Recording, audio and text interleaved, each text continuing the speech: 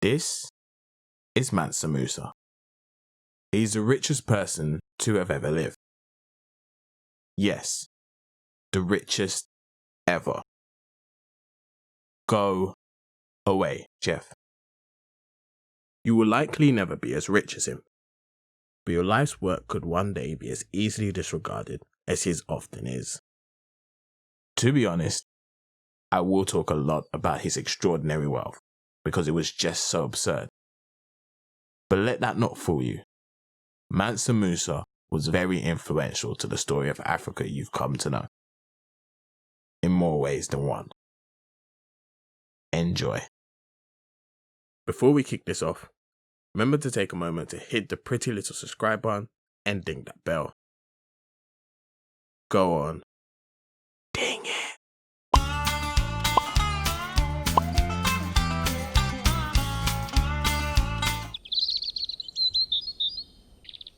Ordinarily, I would start with something like, Mansa Musa was born somewhere to someone somehow.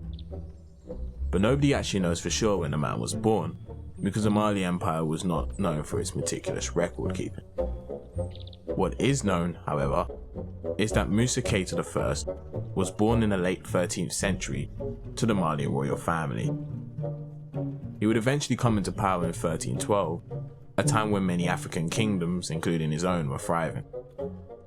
Europe, on the other hand, was facing a decline in the production of gold and silver, which should serve as a little context as to why this man would become so wealthy. Poor Europe. I'm sure you'll be just fine. Mansa Musa was the nephew of Sundiata Keita, the founder of the Malian Empire, but he succeeded the throne from his father, Abu Bakr, who left to explore the limits of the ocean. Huh. That's not a euphemism. Good on him. Good on him. After his father's abdication, Musa Keita was crowned Mansa of the Mali Empire, Mansa being the Mandinka word for emperor. And this Mansa would come to expand the borders of his empire massively. Notably, he re-established power over the city of Gao, an important commercial centre for the Saharan trade, and also annexed the city of Timbuktu, which he transformed into a centre of trade, culture, and Islam. It brought merchants from all over the known world to his empire, and later scholars when he founded the University of Sankore. In total, Mansa Musa's empire stretched about 2,000 miles. And that doesn't account for the land that he had some form of influence over. If so, Mansa Musa's empire would have included parts of, if not all of, modern-day Senegal, Gambia, Guinea, Mauritania, Mali, Burkina Faso, Niger, Nigeria, and Chad. Yeah. You only need to know how big Africa actually is to understand the expression I have on my face right now. But despite all that glorious terrain under his control, Mansa Musa was kind of this mysterious rich guy who came out of nowhere, hence a serious lack of information about him. You may be thinking, how can a ruler of an empire so big kinda come out of nowhere? Well, that's because, as has always been the case, nobody really pays much attention to what's happening in Africa.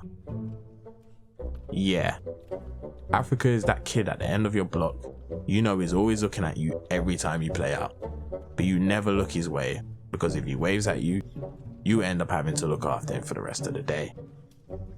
But like that kid at the end of your block, something about him always catches your darn eye. Maybe his Game Boy, maybe his skateboard, or maybe the fact he totally has a smoking hot relative. In 1324, the world noticed Africa's smoking hot relative. Mansa Musa made the nearly 4,000-mile pilgrimage to Mecca in order to fulfill one of the 5 pillars of Islam. On this holy pilgrimage, the emperor would begin to grab the imagination of the world.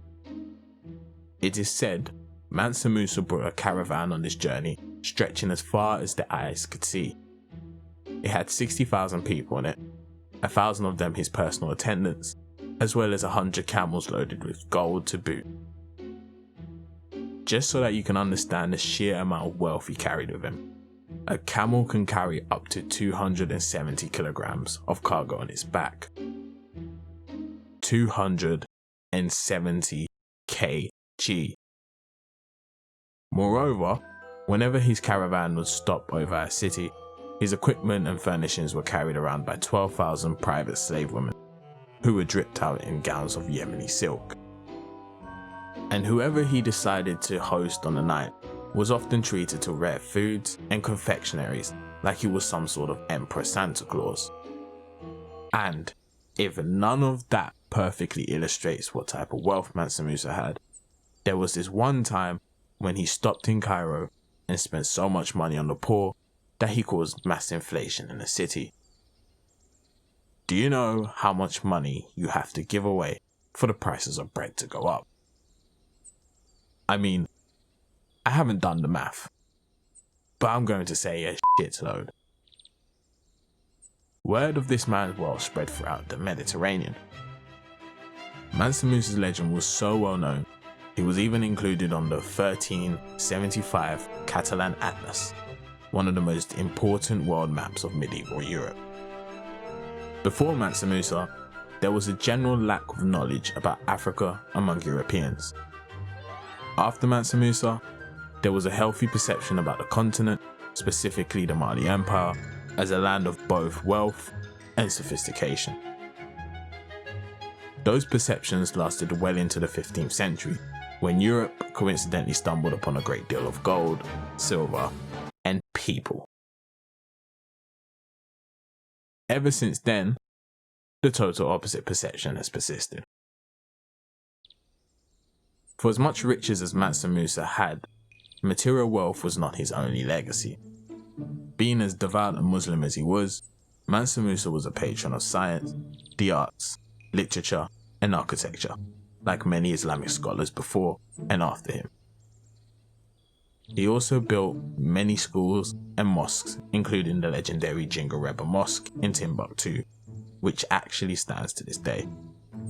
By all accounts, as little as they may be, Mansa Musa was a good emperor who went out of his way to build on the legacy of his father and uncle before him.